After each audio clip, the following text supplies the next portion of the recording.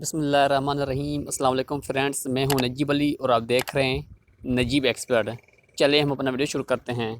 زمین ایک سال میں کتنے دن گردش کرتی ہے؟ 365 دن میں گردش کرتی ہے۔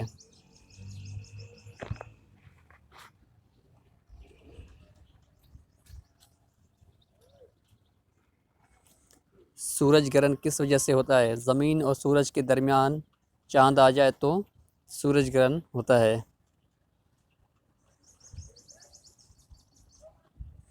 چاند گرہن کس وجہ سے ہوتا ہے؟ چاند اور سورج کے درمیان جب زمین آ جائے تو چاند گرہن ہوتا ہے۔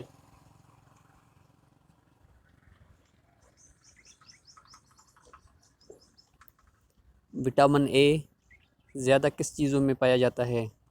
تازہ سبزیوں میں سے۔